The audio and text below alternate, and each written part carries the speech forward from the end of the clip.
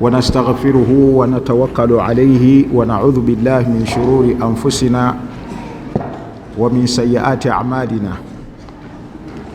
من يهده الله فلا مضل له ومن يضلله فلا هادي له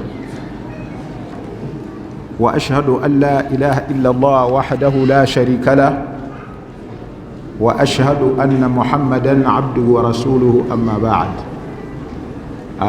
aboluganda amatendo ga Allah subhanahu wa ta'ala oyo Allah tukunganyiza mu kaseera kano okubeera nga tubaako ne byetwejjukanya tusaba Allah akaseera kano akateeke ku minzaani y'ebirungi byaffe mu ng'ebiseera bwe byafunze era omusomo gwampeerwa oba gwe bampa gwe musomo ogukwatagana ku shamailu al muhammadiya. Shamailu kitwaliramu al khilqiya wal khulqiya,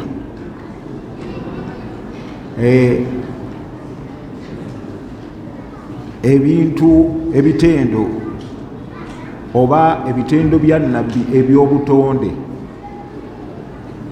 ne wabaawo ebitendo bya nabbi ebyenneeyisa. Era enkomeka y'omusomo yali egamba nti okuva ku hadithi esooka paka ku hadithi ey'14 mu sunani at-Tirmidhi mu kitabo oba mu kitabo ash-shamailu al-muhammadiya tujja kubaamu n'ebitendo ebya khalqiya oba khilqiya.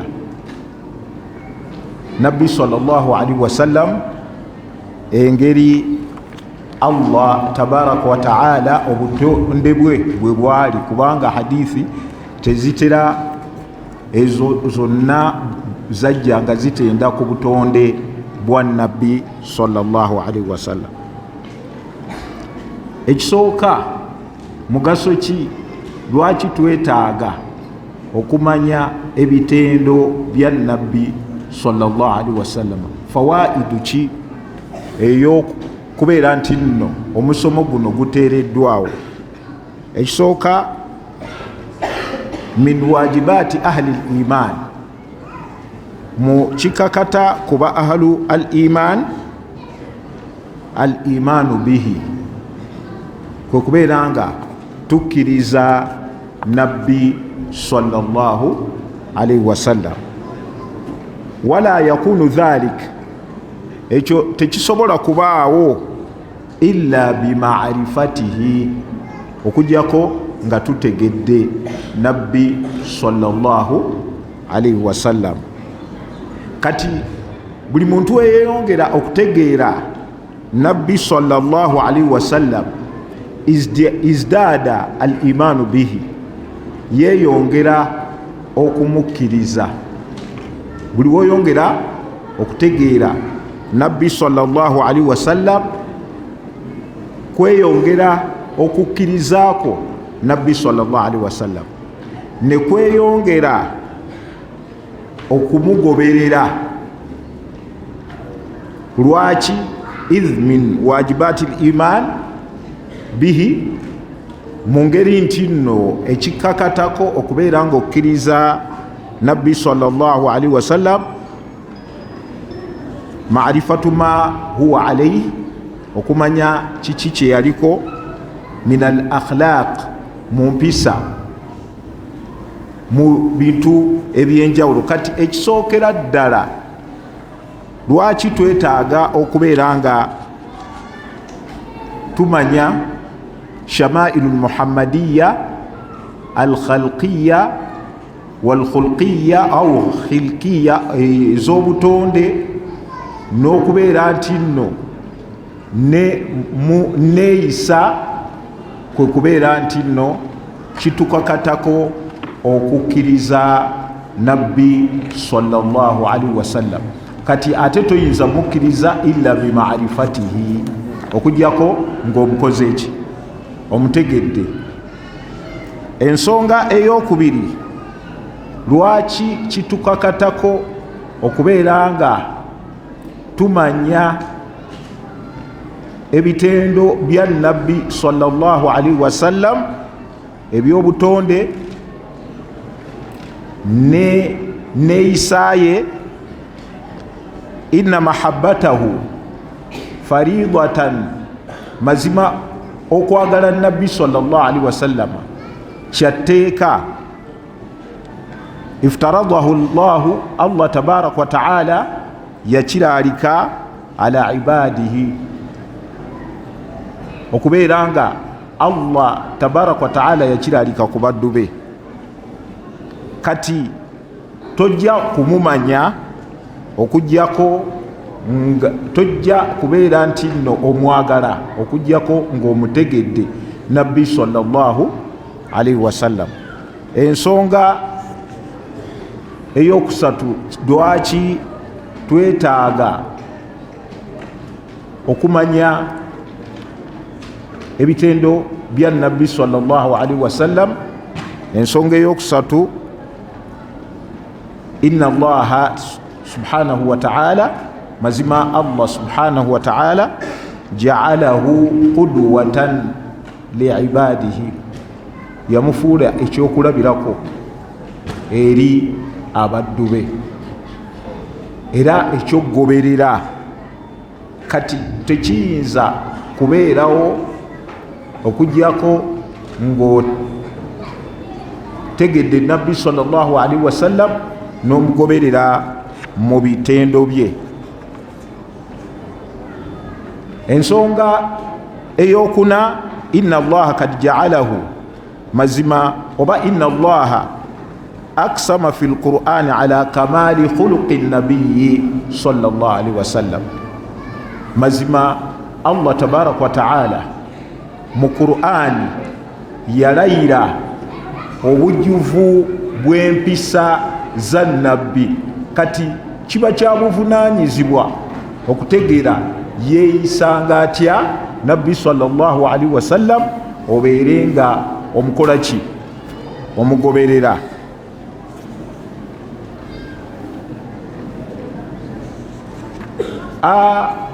Mu nsonga endala lwaki kitwetaagisa okumanya ebitendo bya nabbi sallallahu alaihi wasallam, nti inna shamailahu, enneeyisa ya nabbi sallallahu alaihi wasallam, wasiratuhu oba wasiratahu, n'ebyafaayo bye nabbi sallallahu alaihi wasallam, tuaddu manhaja, kitwalibwa nga ye system omuntu gye yanditambuliddemu oba bwe bulamu bw'omukkiriza bwonna.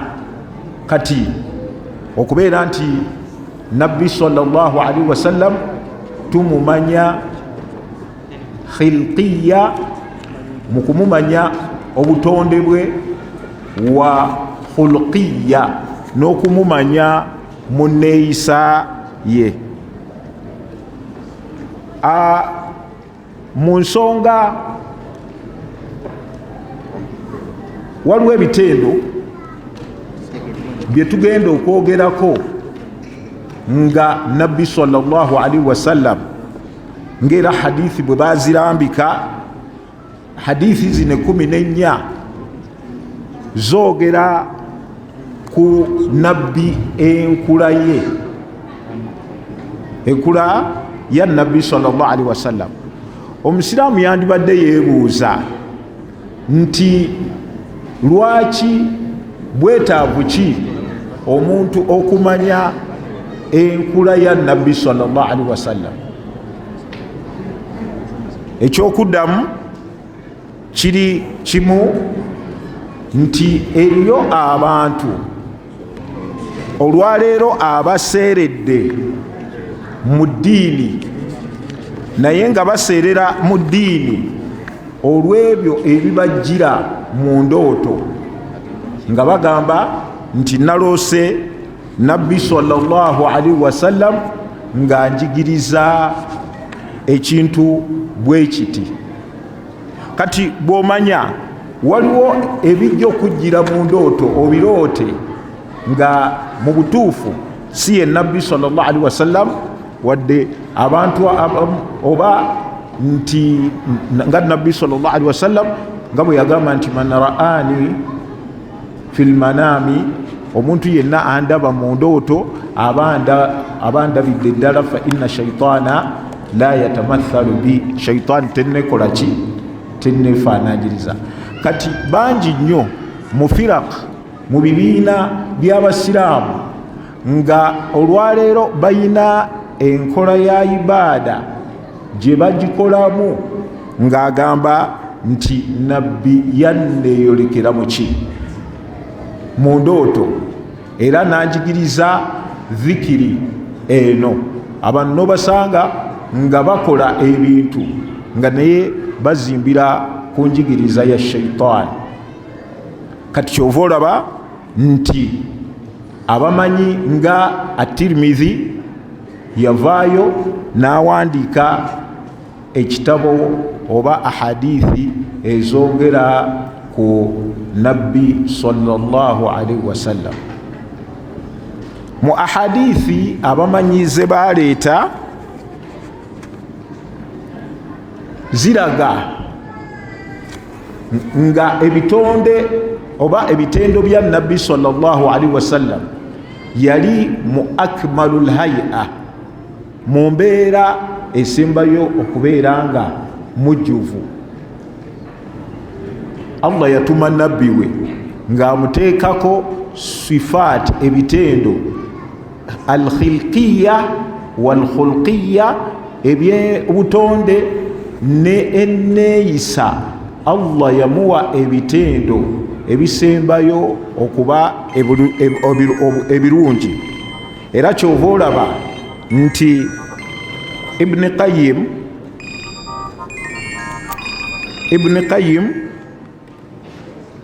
atege mu bitendo bye, kad akrama Allahu nabiyana sallallahu alaihi wasallam, Allah yagulumiza oba yawa ekitiibwa nabbi waffe bi akmal wa ajmal sifaat, n'ebitendo ebisembayo okuba ebijjuvu era ebisinga obulungi. Al-khilqiya kama annahu akrama, nga Allah bwe yamubeera nga abeera nga amugulumiza bi afdali as-sifaat al-khulqiya, ebyeki ebyenneeyisa. Qala Shk Issa Ibn Taymiya rahimahullah, Shk al-Islam Ibn Taymiya rahimahullah fi kitabi al-Jawab as-Sahih, mu kitabo kye kiyitibwa al-Jawab as-Sahih, era bwe yali ayogera ku ayati nubuwatihi, obujulizi obulaga obubonero bwa nabbi sallallahu alaihi wasallam, agamba nti wakana khalquhu, yali obutonde bwe, wa suratuhu, n'ekifaananyi kye, min akmali suwari, ekifaananyi kya nabbi sallallahu alaihi wasallam, endabika ye gye yali alabikamu, nga ekifaananyi alabika mu ndabika esimbayo okuba eki ennungi. Era wa ajma'uha lil mahasin, era nabbi Allah yali yamutonda n'ebitendo oba n'obubumbwa, engeri gye yamutondamu n'ebitendo ebisinga obulungi. Mu ahadithi ze twagambye okutunulako mwe muli hadithi eva ku Anas, Malik bin Anas an Rib'ati bun abi abdirrahman nga haditha jijja kuri Ba'at bun abi abdirrahman an Anas bun Malik annahu sami'ahu nti mazima ye yamuwulira yaqulu nga agamba kana rasulullahi sallallahu alaihi wasallam yalinga nabbi sallallahu alaihi wasallam laisa bitawili alba'in nabbi teyali muwanvu asusse ekikomo wala bilqasiri era teyali muki mumpi kiba kitegeeza nti nabbi yali wakitema wala bil abyadi al amhak nabbi sallallahu alaihi wasallam teyali mweru kalanga amhak oba kalanga njeru etalinaako kyetobeseemu wala bil adami era nabbi sallallahu alaihi wasallam ate kalaye teyali ki myufu wala bil jaadi al qatati era enviri ze zaali si zenviri zino ezeeranze bimaana enviri okubeera nga nkalubo nga zeeranze kati ebitendo bino wala bisabti era nabbi sallallahu alaihi wasallam enviri ze zaali kugamba tezikka nnyo kulaga wala ba'athahu llahu ta'ala ala ra'si 40 sana Allah yamutuma nga ajuza emyaka 40 fa akama bimakka 10 sinin namala mu makka emyaka 10 wa bil madinati 10 sinin ne emadina namalayo emyaka 10 watawaffahu llahu Allah natuka ekiseera kyokumutta ala ra'si 60 sana nga awezeza emyaka 60 walaisa fi ra'sihi nga mu mutwe gwe temuli walihiyatihi era ne mu kirevu kye 20 sha'ratan bayda nviri ziwera 20 enjeru bimaana nga taweza nvi 20 kati eyo hadithi ekisooka Anas bun Malik radiyallahu ta'ala anhu ategeeza nga nnyonnyola ku nabbi sallallahu alaihi wasallam kana laysa bitawili alba'in nabbi teyali muwanvu nnyo wala bilqasir era teyali muki mumpi bimaana nti nabbi yali wakitema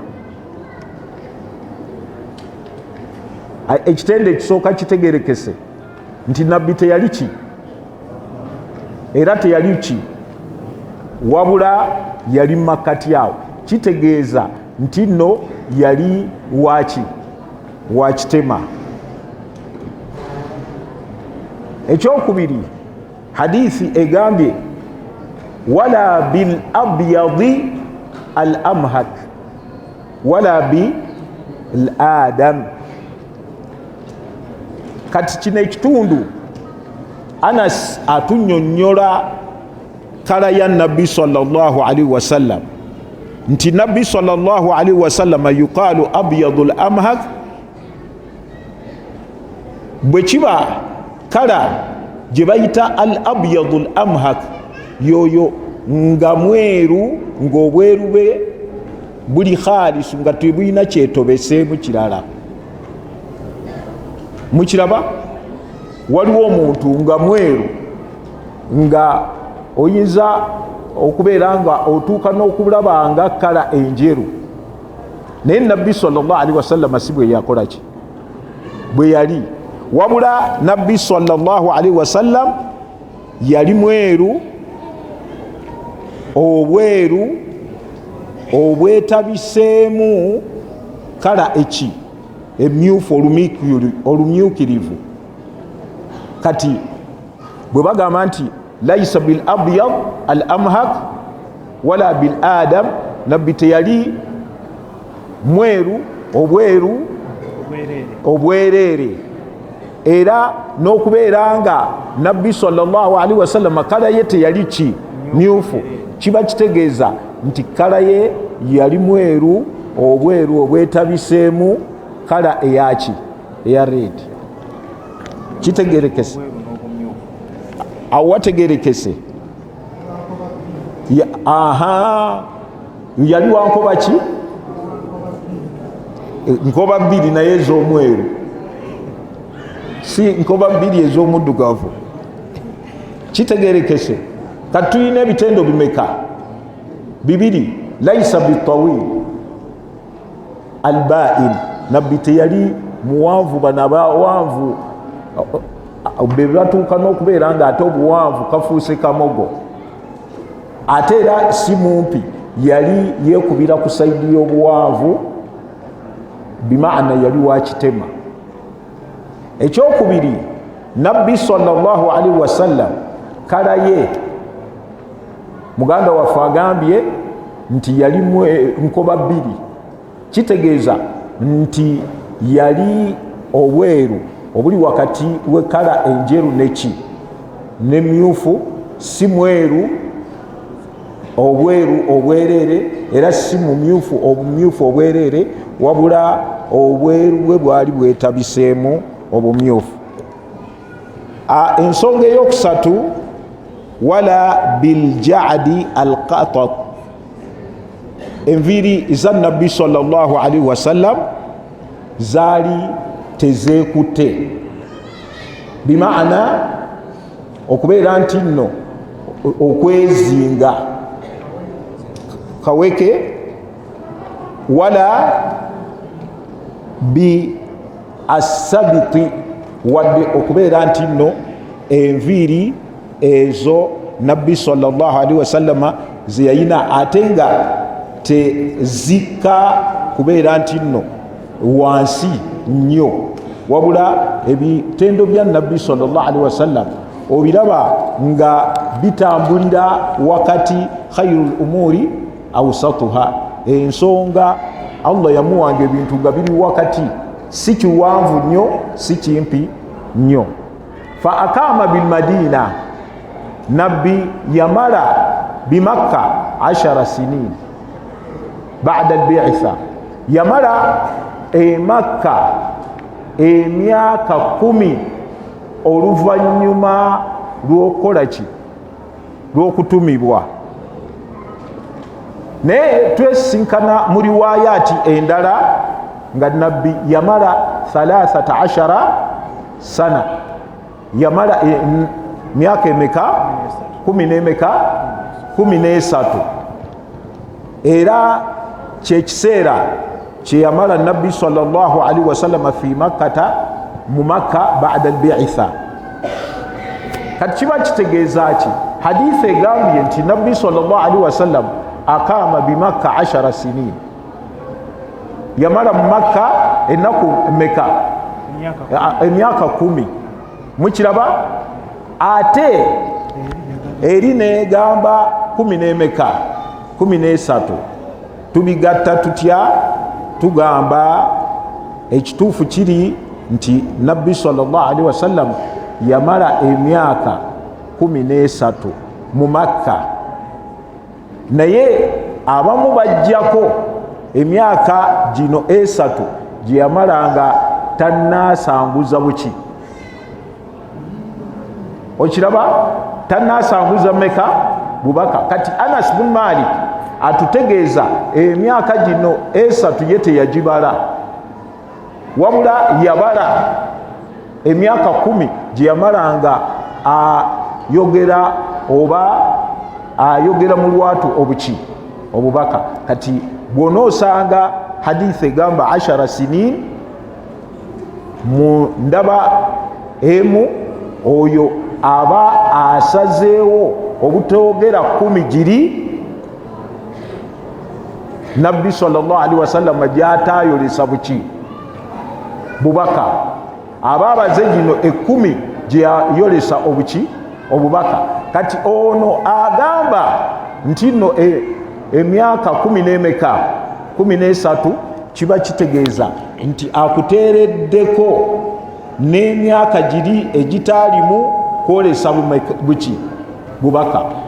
Oba mu njogera endala mu abawarabu bayina enjogera gye batera okwogera naye nga gino obuwendo buno obutera okugwamu batera obuzi bakola ki obubika kibatera okuyita ilghaul kasri nti bayogera 10 olwokuba 10 gyo gijjudde obwe10 bwayo ne balekayo emeka 3 kati kiba kitegeeza ekituufu kiri nti bwe tugatta hadithi zombiriri kitegeeza buli wosanga nga hadithi ng'egamba 10 sinin eba etegeeza nti eitha okubeera nti nno oli tayogedde emyaka 3 giri nabbi gyatayolesa ki bubaka. Bwosanga egamba nti yamala mu emyaka 10 n'emeka 13 negiri aba agikoze eki agibaze. Hadithi egamba nti wabil madina 10 sinin ne madina yamalayo emyaka emeka 10 mukiraba kati kiba kitegeeza nti emaka yamalayo 13 emadina namalayo 10 negibaera emyaka 23 kati hadithi eyongera maaso egamba nti watawaffahu llahu taala Allah natuusa ekiseera kye ekyokufa ala ra'asi 60 sana ngajjuza emyaka 60 mukiraba kitegeeza ki nti bulijjo ebyafaayo ebya siira mutera okulaba nga bagamba nti nabbi yamala emyaka 60 eno hadithi okusinziira ku gye yavudde ng'eyogera nga ekola buno obuwendo obugwamu ng'ebukola ki ebujjamu kiba kitegeeza nti nno wano luli yagambye nti yatumwa nga wezeze emyaka ameka 4 n'abeera nga amala mu Makka emyaka 10 n'amala mu Madina emyaka 10 ogenda okugizingazinga ng'agamba 60. Lwaki agamba 60? Ala ilghai al-kasri giri 3 teyagikola ki teyagiteekako naye ekituufu kigamba nti nabbi sallallahu alaihi wasallam yafa ng'ayina emyaka 63 tutegedde emadi oluvannyuma lwa al-bi'itha oluvannyuma lw'okutumirwa kwa nabbi sallallahu alaihi wasallam yamala mu emyaka 13 najja emadina n'amalayo emyaka 10 kiba kitegeeza nti ba'da al-bi'itha yamala emyaka 23 nabbi n'afiira ku myaka 60. Sahabi agamba walaysa fi ra'sihi wa lihiyatihi nabbi yafa nga mu mutwe gwe ne mu kirevu kye tawezaamu 20 sha'ratan bayda nvi ziwera 20 kati ebyo bye bitende bisooka nti nabbi obuwanvu bwe tubulabye nti yali muwanvu waki obweru bwe teyali bil abyad al amhak nti yali mweru atayetabikiddwamu kintu kirala kyonna wabula nabbi sallallahu alaihi wasallam yali mweru nga obweru bwe bwetabiseemu kale myufu.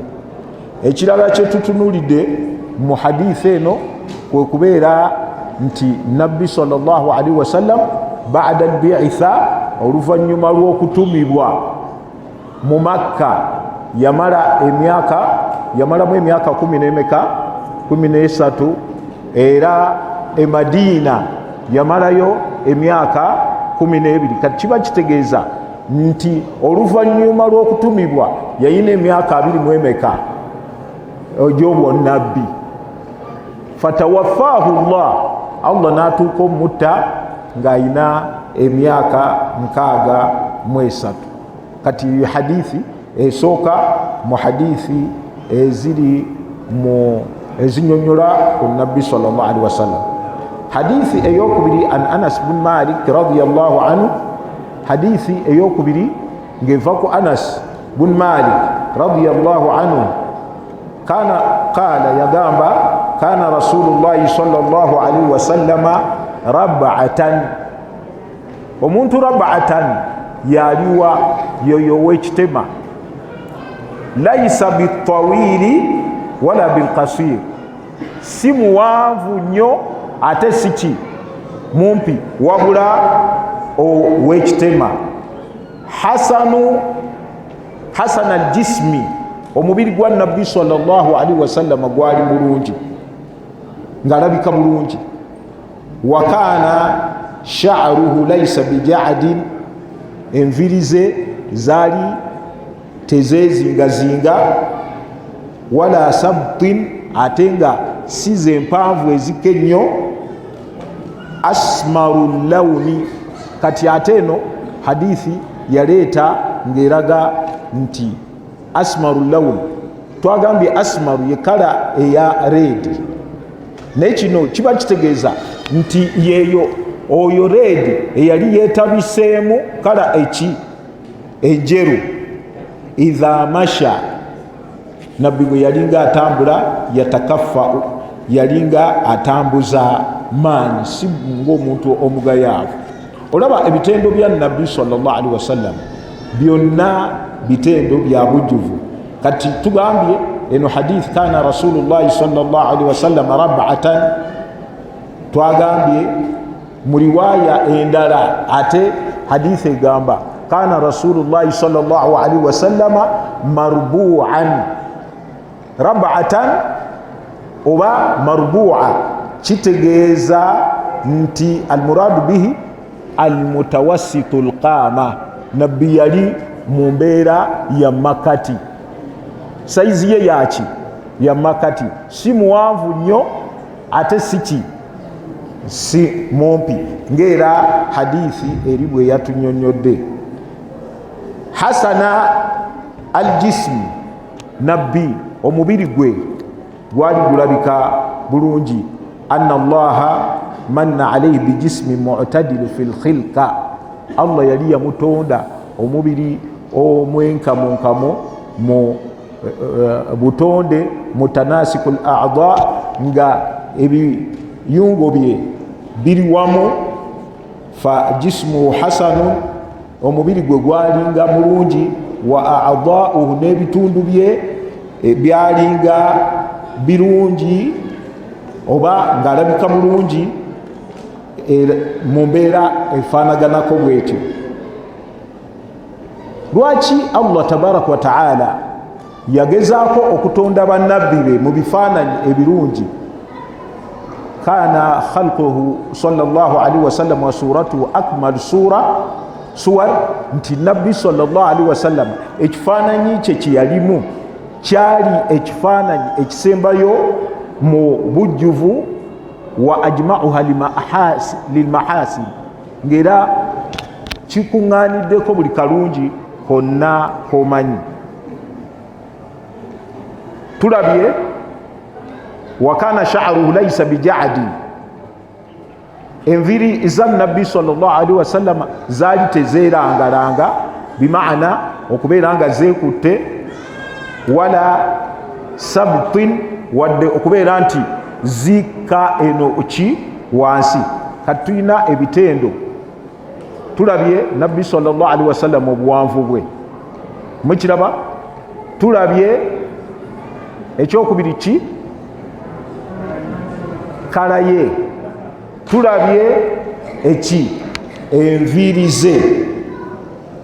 kati hadithi egamba nti idha masha bwe yalinga atambula nga atambula akozesa maanyi.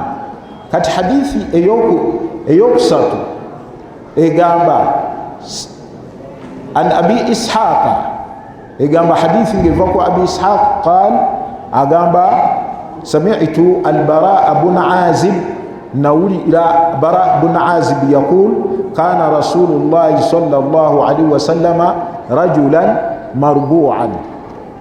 Marbu'a twakitegedde nabbi sallallahu alaihi wasallama yali makati okiraba bimaana wakitema si muwanvu. Kati eno hadithi etwongeramu ekigamba baidu ma baina almankibaini, wano mu kifuba kye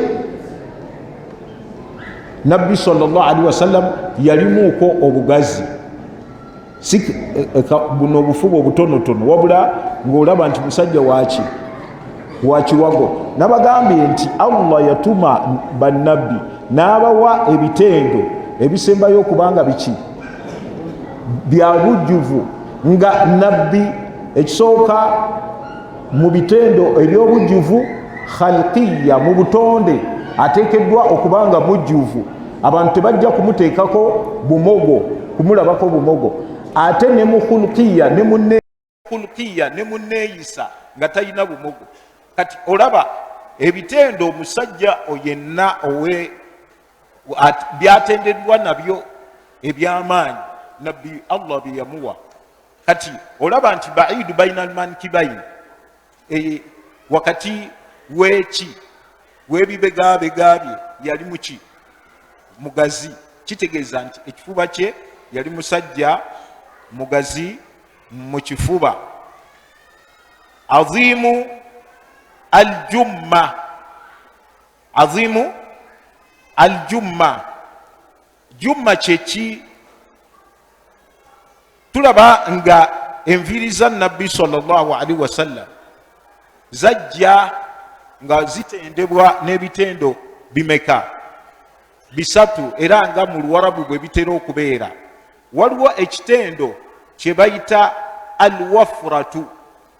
Ekitendo ekyo ma nazala ila shahmati ludhun, zenviiri ezikka ne zituuka kano bakayita batya mu Luganda? Kannamulagayi. Okiraba enviiri nga ezo ze bayita alwafra, zeezo ezituuka alladhi ezo ezikoma kuki? Ku kannamulagayi. Kati ne wabeerawo enviiri ez'okubiri era nga zajjanga mu hadithi, allimma. Allimma kyeki? Majawaza shahmata, kyekyo zeezo enviiri ezisusse kannamulagayi kaki? Ziri ezisooka tugambye nti alwafaratu zikoma kuki? Ku nnamulagayi. Kati zino zisukkako ku nnamulagayi waki?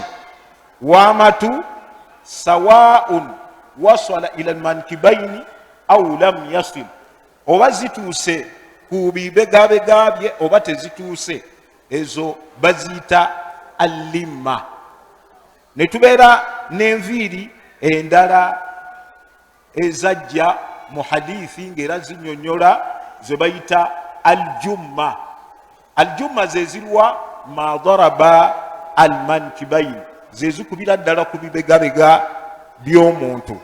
Kati nabbi sallallahu alaihi wasallam bwe tuba tutunuulira mu hadithi egamba nti nno azimu ljumma ila shahmati udhunaihi, nti enviiri ze zaali mpitirivu nga zituukira ddala ku nnamulagayi yaki? Y'amatu. Kati ekyo tulaba nti nno ash'aru bihasabi tuulihi, tulabye nti enviiri mu ngeri y'obuwanvu zirimu emirundi emeka? Esatu. Naye tulabye nga nabbi sallallahu alaihi wasallam enviiri ze zaalinga zikubira ddala ku nnamulagayi waki? W'amatu. Kitegerekese ekyo? alayhi azimu ljumma ila shahmati udhunayi, tugambye nti alayhi hullatun hamra, nabbi ng'ayambala essuuka n'enkutu, oba yali amutenda n'essuuka n'enkutu nga zombiriri myufu. Okiraba, zombiriri nga ki myufu. Naye ate tusisinkanayo mu hadithi nga nabbi sallallahu alaihi wasallam, nabbi naha an mayathiri lhamra, nabbi yatuziyiza okubeera nti omuntu yeteekako oba akozesa engoye emyufu. Wano ki kyeyali ategeeza?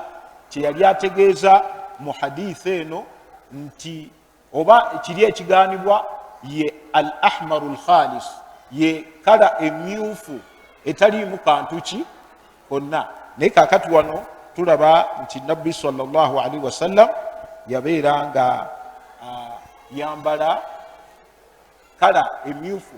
Naye kala emyufu eno gye tutegeeza yeeriwa? Yeeyo nga erimu kala endala. Hadithi eyokuna eno, hadithi etwongeddemu ebintu bimeka? Bibiri. Etwongeddemu ekisooka baidu baina mankibayi, nti nabbi sallallahu alaihi wasallam yali mugazi mu kifuba, bimaana yali ngera bwolaba nti omusajja ow'ekifuba olaba nti naaba waaki. Ekyo kitendo eky'obujjuvu. Ekyokubiri dhi alimma, okubeera nti nno enviiri ze zaali zituukira ddala ku shahmatu al udhunaihi, ku namulagayi w'amaki w'amatu. Hadithi eyokuna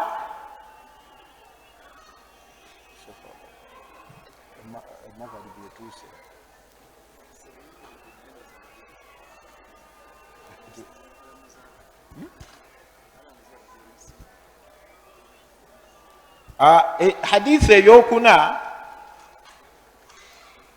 egamba an al-Bara bun Azib radiyallahu anhu qala, hadithi ngeva ku Bara mutabani wa Azib, okusima kwa Allah kubeere ku ye, qala ma ra'aytu min dhi limma fi hullatin hamra ahsana min rasulillahi sallallahu alaihi wasallam. Sirabangayo muntu ayina nviiri nga zikoma ku maki, nga zikoona ku namulagayi waki w'amatu, ahsana min rasulillah, yali asi alayhi fi hullatin hamra, ng'ali mu ngoye ebbiri emyufu, ahsana min rasulillah, asinga omubaka waani wa Allah tabaraka wa ta'ala. Kati wanaata agamba nti lahu sha'ar, nabbi yayinanga enviiri yadhribu mankibaihi, nga zikubira ddala ku biki, ku bibegabegabye, baidu ma baina almankibaini, yali nga ekifuba kye kiki kigazi, lam yakun bikasirin, teyali mumpi, wala bitawirin, wadde omuki omuwanvu. Kati era ono azze mu biki, mu bitendo byebiri, mara aitu min zilimma, sirabangayo ayina nviiri nga zikomera ddala eno ku biki, ku bibegabega, lahu kugamba nga omuntu oyo baidu ma baina mankibaini, nga wakati w'ebibegabega waliwo obugazi, lam yakun bikasirin, teyali muki mumpi, wala bitawil, wadde omuki omuwanvu. Kati zino zonna hadithi zijja zikukatiririza ebitendo bya nabbi sallallahu alaihi wasallam al khilqiya, ez'obuki, ez'obutonde. Kati hadithi endala eva ku Ali ibn Abi Talib radiyallahu anhu agamba qala lam yakuni nabiyyu sallallahu alaihi wasallam bitawili wala bilqasir, nabbi teyali muwanvu wadde okuba omuki omumpi. Kiba kitegeeza nti nabbi yali waki wakitemwa. shathnu alkaffaini walqadamaini, nga engalo ze zino ne bigere bye, engalo nga bw'onolaba nti engalo zirimu obuneneko, si bugalo buno obutono. Ekitendo ku saidi y'omukyala engalo okubeera nga ntono bwe zibe ennungi, ate ku saidi y'omusajja omusajja okubeera n'obugalo obuki, kubanga omusajja ateekeddwa okubeera nga muki w'amaanyi ekibatu kye. Okiraba kati kyova olaba nti nabbi sallallahu alaihi wasallam hadisi egamba shathnu alkaffain, ekibatu kye kyali kyaki kinene, ayi ghalidhatain. Ekyokubiri walqadamaini, n'ebigere, si buno obugere obuki obutono. Omusajja mu butonde bwe ateekeddwa okubeera n'ekitendo nga ebigere ekibatu kyaki ddala bw'okikwatamu kibatu kyaki kya musajja kya mbavu, nga n'ebigere si bwe buno obugere obwabaki obwabakyala. Kati nabbi sallallahu alaihi wasallam kana shathnu alkaffain, ng'ebigere bye byaki ebibatu bye nga byaki byambavu, n'ebigere bye ng'era olaba nti nno byaki bya musajja. Naye okubeera nti nno ebibatu bya nabbi sallallahu alaihi wasallam byali nga binenemu, tekitegeeza nti byali bye kwegamba, kubanga waliwo hadisi egamba nti mama sastu dibaja. Anas bin Malik radiyallahu anhu agamba nti mama sastu dibaja, sikwatangayo ku siriki ow'omubiri omunene, wala harir, wadde siriki ono ow'omubiri omutono, aliyanu min kaffi rasulillah, aweweranga ekibatu kyani kya nabbi sallallahu alaihi wasallam. Kati tekitegeeza nti byali bikalubo oba okubeera nga engalo z'omuntu zirimu nti bw'ozikwatamu zisala. Okiraba newankubadde nga nabbi sallallahu alaihi wasallam safaha yada rajulin, lumu nabbi sallallahu alaihi wasallam yakwata mu mukono gw'omusajja nga gulimu okukola ki okusaliriramu kuli, n'agamba nti hadhihi alyadu yuhibbuha Allah, guno omukono Allah agukola ki agwagala. Lwaki Allah omukono ogwo ogusalirira agwagala? Gwe gukwata enkumbi ne gulima, gwe gukwata omwiko n'okola ki ne weekolerera, ku lw'ensonga emmere esinga obulungi eri omusiraamu yenna gy'alya, teriiyo mmere esinga okusinga eyo gy'olidde min amali yadik, okusinga gy'ojje ng'ogijja mu mukono gwo. Era nabbi sallallahu alaihi wasallam yavumirira nnyo ekintu okusabiriza. Ekikwewuunyisa abasabiriza ate banyooma emirimu. Ku bibiri okukola n'okusaba kyekisinga. Era omuntu yenna okumanya okusaba kwekkakkanya, omuntu asabiriza agenda kujja yawma alqiyama walaysa fi wajhihi muz'atu lahan, nga mu kyenyi kye temuli nnyama, nga bwe yaggwamu ensonyi ng'asabiriza abaki abantu. Ne ku yawma alqiyama agenda kujja mu kifaananyi kyakubeera nga ensonyi zamuva muki. Era si muze gwa busiraamu omuntu okubeera nga asabiriza.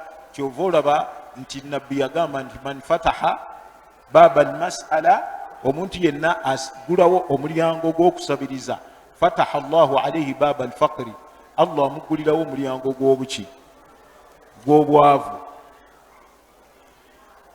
Kati tugambye nabbi sallallahu alaihi wasallam sifa y'ekibatu kye yali shathnu alkaffain walqadamain. Mukiraba